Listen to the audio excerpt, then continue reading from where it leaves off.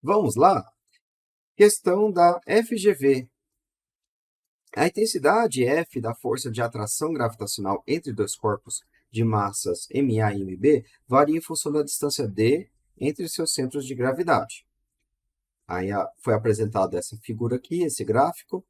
Considerando o gráfico acima, observa-se a respeito da variação de F em função da distância d, que as alternativas vão dizer que F e D são grandezas diretamente proporcionais, inversamente proporcionais, F vai ser inversamente proporcional a D ao quadrado, ou não. Bom, a gente nem precisa analisar esse gráfico, né? A gente sabe que a força de atração, F, é igual a G vezes Emão vezes Eminho, dividido por D ao quadrado. No caso, a questão está utilizando as massas MA e MB, em vez de Emão e Eminho. Então, ficamos com F igual a G vezes MA vezes MB dividido por D ao quadrado, certo? A constante de gravitação universal é uma constante, MA é uma constante, MB é uma constante. Então, todo esse numerador são constantes e o produto deles resulta também numa constante. A gente tem que F é igual a uma constante dividido por d ao quadrado. Em outras palavras, f vezes d ao quadrado é uma constante. Quando o produto de duas grandezas resulta numa constante, a gente diz que essas duas grandezas são inversamente proporcionais. F é inversamente proporcional a d ao quadrado, porque o produto de f e d ao quadrado resulta numa constante. Então, f é inversamente proporcional ao quadrado de d, como afirma a alternativa E. Se a gente tivesse que f e d fossem grandezas diretamente proporcionais, como diz nenhuma dessas alternativas diz isso, né? Mas se fossem grandezas diretamente proporcionais, a gente teria uma reta que passa pela origem, né? Se a gente tem duas grandezas, y é diretamente proporcional a x. Então, y vai ser uma constante vezes x. Aqui nós temos a equação de uma reta que passa pela origem, certo? Já se a gente tem grandezas inversamente proporcionais, o produto entre elas é uma constante. Bom, a gente resolveu a questão sem olhar o gráfico, né? Mas vamos agora olhar o gráfico. Olha só, para uma distância igual a d, a gente vai ter uma força que é igual a F, certo? Se a gente dobra a distância, passa a valer 2d, a força F fica dividida por 4. Ela cai de F para F sobre 4. Então, a gente dobrou a distância e a força F ficou dividida por 4, certo? Olha o que aconteceu. A força F vezes d ao quadrado é igual a uma constante. Vamos chamar essa constante de K. Se a gente dobra a distância, passamos de d para 2d, a gente tem que f vai ficar dividido por 4. F sobre 4 vezes 2d ao quadrado é igual a f sobre 4 vezes 2d ao quadrado corresponde a 4d ao quadrado. Esse 4 cancela com esse 4, ficamos com fd ao quadrado. E fd ao quadrado é o valor da nossa constante. Então, ao dobrar o d, a gente tem f dividido por 4, como aconteceu nesse gráfico. Portanto, são grandezas diretamente proporcionais. A força F e o quadrado de D. Beleza?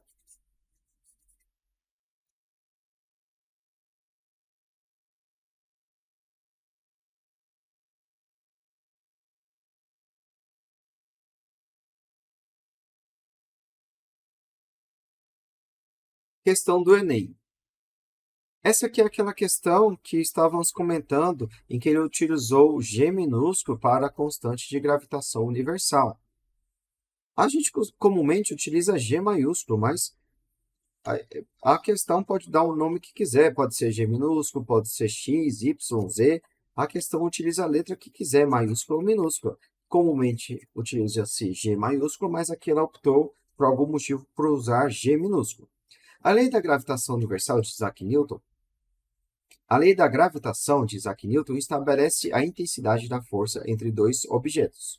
Ela é dada pela equação F igual a G, m1, m2, dividido por d ao quadrado, sendo m1 e m2 as massas dos objetos, d a distância entre eles, G a constante universal da gravitação e F a intensidade da força gravitacional que um objeto exerce sobre o outro.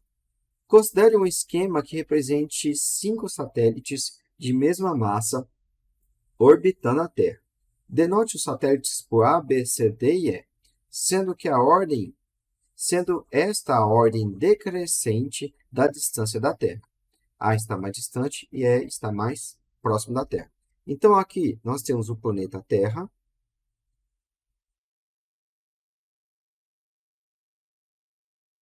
E a gente tem 5 satélites orbitando esse planeta Terra, sendo o A o mais distante e o E o mais próximo. Então, aqui nós temos o satélite E, aqui temos o satélite D, aqui nós temos o satélite C, aqui B e aqui A. Então, a gente tem esses satélites, sendo o E o mais próximo do planeta Terra e A o mais distante do planeta Terra. E a questão está perguntando, de acordo com a lei da gravitação universal, a Terra exerce maior força sobre qual satélite? A, B, C, D ou E? Foi dado que as massas são iguais. A gente tem 5 satélites de mesma massa orbitando a Terra. Então, cada um está percorrendo uma órbita que a gente pode aproximar para uma circunferência, né? Então, aqui, o satélite E está realizando essa órbita, a trajetória de D é essa aqui, a trajetória de C é esta, a trajetória de B é esta aqui, e a trajetória de A é essa circunferência aqui. Eu estou desenhando apenas partes dessas circunferências, né? Certo. Então, a gente sabe que a força é G vezes Emão vezes Eminho dividido por D ao quadrado. Bom, todos os satélites possuem a mesma massa Eminho. A massa da Terra é Emão, a constante G é uma constante. Então, olha só, tudo que está aqui em cima é uma constante. Força igual a uma constante dividido por D ao quadrado. E o D é que vai variar. F e D são grandezas, F e D ao quadrado são grandezas inversamente proporcionais. Quanto maior esse denominador, menor o resultado da fração. Então, quando a gente aumenta o denominador, a gente está diminuindo o numerador. Então, olha, de E para D, a gente aumenta o valor da distância. A distância entre o centro do planeta Terra e o satélite. A distância vai aumentando de E até A. Consequentemente, a força vai diminuindo, porque a gente está aumentando o denominador, a gente está dividindo um número por um outro que está crescendo. Então, a gente vai ter um resultado que vai diminuindo. A força que atua sobre o satélite E, mais perto da Terra, é muito grande, porque a distância é muito pequena do planeta Terra em relação aos demais satélites. Já a força atuando sobre o satélite A é a menor de todas, porque está muito distante, certo? Quanto maior a distância, menor a força. A questão pergunta, a Terra exerce maior força sobre qual satélite? Exerce maior força sobre o satélite E. A alternativa correta é E.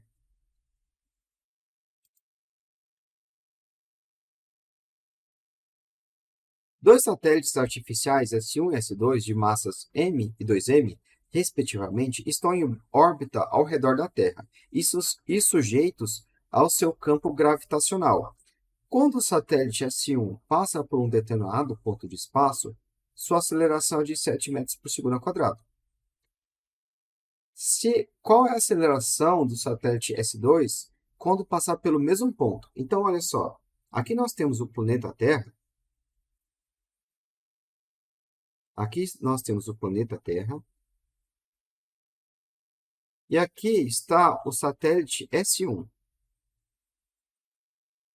Esse satélite S1 possui massa m.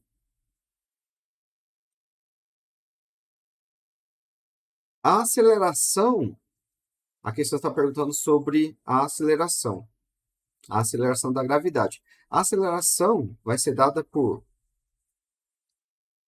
g vezes emão dividido por d ao quadrado. Lembra? A força é igual a g vezes emão vezes eminho dividido por d ao quadrado. Essa expressão aqui é constante. Eminho é a massa do corpo. Vamos dizer que o satélite S1 tem massa eminho e o satélite S2 tem massa 2eminho. Vamos deixar e dizer que a Terra que tem a massa emão, certo? Então, a gente tem que g vezes emão dividido por d ao quadrado é uma constante. E a gente vai chamar essa constante de aceleração gravitacional. Então, F é igual a m vezes a aceleração g. A aceleração, note que ela não depende da massa do satélite. Ela depende da constante de gravitação, ela depende da massa da Terra e ela depende da distância entre o satélite e o planeta Terra. Ela não depende da massa do satélite 1. Então, aqui nós temos uma aceleração de 7 metros por segundo ao quadrado. Quando eu tiver o satélite 2 passando por esse mesmo ponto, ele vai estar submetido ao mesmo campo gravitacional, ele está no mesmo ponto. A aceleração dele também vai ser de 7 metros por segundo ao quadrado. Não depende da massa de S2. Então, mesmo que eu tenha aqui, nessa mesma posição, um satélite com o dobro da massa, a aceleração com a qual ele vai estar submetida também vale 7 metros por segundo ao quadrado, certo?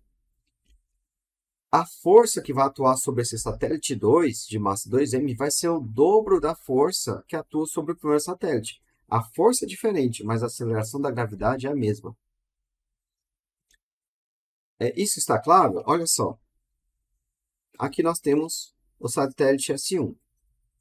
Aqui nós temos o satélite S1, certo? Ele tem massa m. A força que atua sobre o satélite 1, por conta da massa do planeta Terra, nós temos aqui uma força. Essa força F é dada por quê? Essa força F vai ser G vezes emão vezes eminho dividido por D ao quadrado, certo? Vamos chamar essa força de F1. Beleza. Vamos adicionar agora o satélite S2, de massa 2eminho. Esse aqui é o satélite 2. Aqui nós temos a força F1. E aqui, sobre o satélite 2, nós temos uma força F2, em direção ao centro do planeta Terra.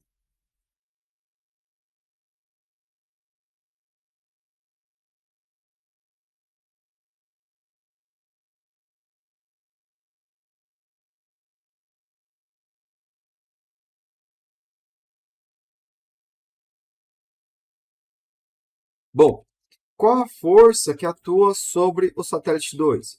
Vai ser F2 é igual a G vezes emão vezes a massa do satélite, que vale 2m, dividido por d ao quadrado.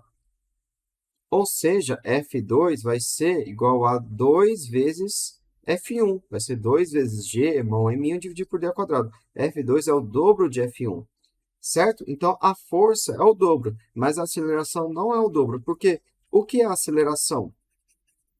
Essa força aqui, seja F1, seja F2, a força F1 vai ser a massa do primeiro satélite vezes a sua aceleração, certo? Então, a gente tem que a aceleração A1 vai ser F1 dividido pela massa. A força F2 vai ser a massa do segundo satélite, 2m, vezes a aceleração 2. E F2 corresponde a 2F1. Então, olha, 2F1 é igual a 2 vezes m vezes A2. Esse 2 cancela com esse 2. A aceleração 2 também vai ser F1 sobre m. Beleza? Ambas as acelerações são iguais. Correspondem à força gravitacional que atua sobre o satélite 1, dividido pela massa do satélite 1, certo? As acelerações são as mesmas, mas as forças são diferentes. Respondendo à questão, é a alternativa B. O satélite 2 também está submetido a uma aceleração de 7 metros por segundo ao quadrado.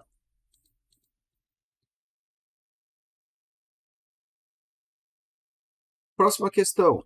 É bastante comum meteoros serem atraídos pelo campo gravitacional da Terra e acabarem sendo desviados da sua órbita original, em alguns casos, dando origem a belíssimas chuvas de meteoro. Considerando o meteoro de massa Emão que se aproxima da Terra, com base na lei da gravitação universal proposta por Isaac Newton, analise as afirmativas a seguir. 1. Mesmo que o meteoro perca massa, a força de atração gravitacional permanece constante, pois só depende da massa da Terra. Falso, né? A força a gente acabou de falar.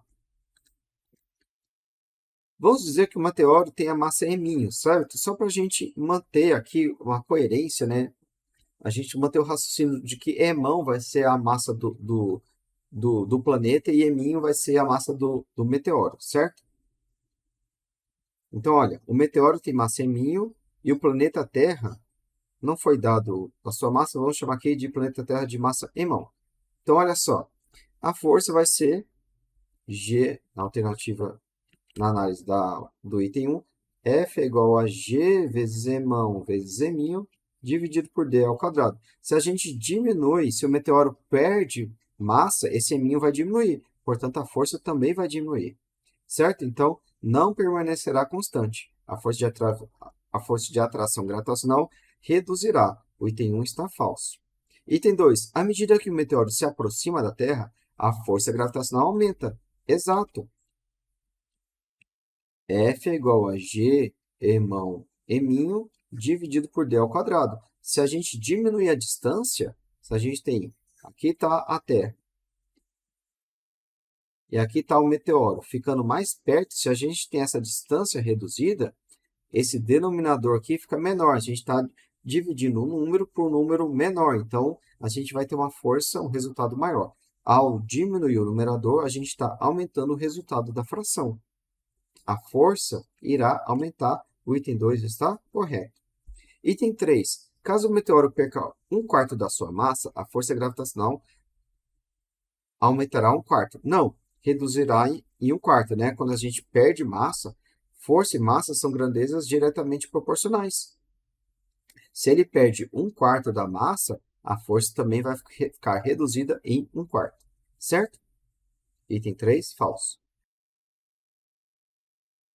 Item 4. A força gravitacional será proporcional ao produto da massa do meteoro pela massa da Terra. Correto, é a mesma equação, né? F é igual a G vezes Emão vezes Eminho dividido por D ao quadrado. Aqui no numerador a gente tem Emão vezes Eminho. Esse produto aqui, se ele dobrar, a força também vai ficar dobrada. Se ele reduzir pela metade, a força vai reduzir pela metade. Esse produto e força são grandezas diretamente proporcionais. O item 4 está correto. Item 5. Quando a distância entre o meteoro e a Terra for a metade do valor inicial, a força gravitacional será o dobro da força inicial. Isso está falso, né? Aconteceria se força e distância fossem grandezas inversamente proporcionais. Mas o que é inversamente proporcional é a relação entre força e o quadrado da distância, certo? Então, olha só, suponha que a distância inicial seja d1. A distância inicial é d1. Inicial, nós temos a distância d1. Quanto que vai valer a força? F1 vai ser G vezes Emão vezes Eminho, dividido pela distância d1 ao quadrado. Aí, no momento final, eu tenho uma distância, a distância vai ser a metade do valor inicial, então vai valer d1 dividido por 2. O que vai acontecer com a força?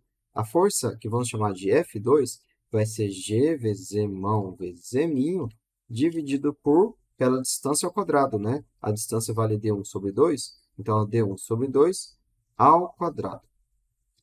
Isso é igual a G vezes Emão vezes Eminho, dividido por D1 ao quadrado, e aqui fica multiplicado por 2 ao quadrado, que vale 4. E G emão M dividido por D1 ao quadrado corresponde a F1. Então, nós temos que F2 é igual a, isso aqui corresponde a F1. F1 vezes 4. F2 vai ficar 4 vezes a força inicial, e não o dobro da força inicial. Esse item 4 está falso. Estão corretos os itens 2 e 4. Esse item está 5, então estão corretos os itens 2 e 4. Alternativa C. Mais essa questão do vestibular da VUNESP. O canhão de Newton, esquematizado na figura, é um experimento mental imaginado por Isaac Newton para mostrar que a sua lei da gravitação era universal. Disparando o canhão horizontalmente, aqui ele disparou o canhão horizontalmente do alto de uma montanha, a bala cairia na Terra em virtude da força de gravidade. Como maior velocidade inicial, a bala iria mais longe antes de retornar à Terra. Então, se a gente tivesse uma certa velocidade inicial, a bala faria isso aqui e cairia na Terra. Se a gente aumentar a velocidade inicial, ela faz essa trajetória aqui. Se aumentar mais ainda, faz essa trajetória aqui. Com a velocidade certa, o projétil daria uma volta completa em torno da Terra. Então, percorreria essa trajetória aqui, ó. Daria uma volta completa em torno da Terra, sempre caindo sob a ação da gravidade, mas nunca alcançando a Terra. Então, vai haver uma velocidade que ela vai caindo, mas vai existir sempre uma força apontada para o centro dessa circunferência, seria essa a aceleração centrípeta, seria essa força, a força centrípeta, mas ela nunca chegaria a cair. Então, ela percorria essa trajetória indefinidamente. Newton concluía que esse movimento orbital seria da mesma natureza do movimento da Lua em torno da Terra. Qual deveria ser a velocidade inicial de um projétil lançado horizontalmente do alto do Everest a uma distância aproximadamente de 6.400 km do centro da Terra para colocá-la em órbita em torno da Terra? Então, qual deveria ser essa velocidade para colocar esse corpo em órbita? A gente já viu esse resultado, né? A velocidade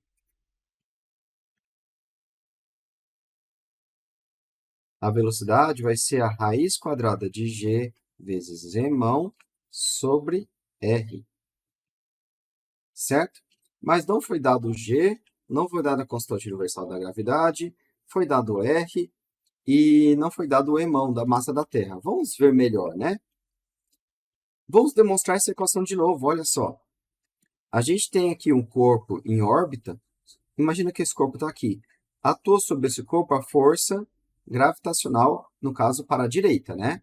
E essa força vai corresponder à força centrípeta. Portanto, a força que é dada por G vezes emão vezes eminho sobre D ao quadrado vai ser igual à força centrípeta dada pela massa vezes a aceleração centrípeta. Então, a gente tem essa igualdade. Cancela m com m. E a gente tem que a aceleração centrípeta corresponde a v ao quadrado sobre r, em que esse r é a distância do corpo ao centro do planeta Terra, que a gente está chamando de d. Então, no lugar de d, vamos colocar r. É o raio da nossa trajetória circular. Portanto, a gente tem o seguinte, que v ao quadrado é igual a g emão r dividido por r ao quadrado, ou seja, v ao quadrado é igual a g emão sobre r. E v vai ser dado, então, por raiz de g emão sobre r, certo? Mas como não foi dado massa da Terra, não foi dada a constante da gravitação universal, vamos considerar a aceleração da gravidade de 10 metros por segundo ao quadrado, até porque a gente está próximo da superfície da Terra. A gente está na superfície terrestre, né? A gente tem um canhão no alto do Everest, certo? Então, vamos lá, vamos fazer essa equação de novo.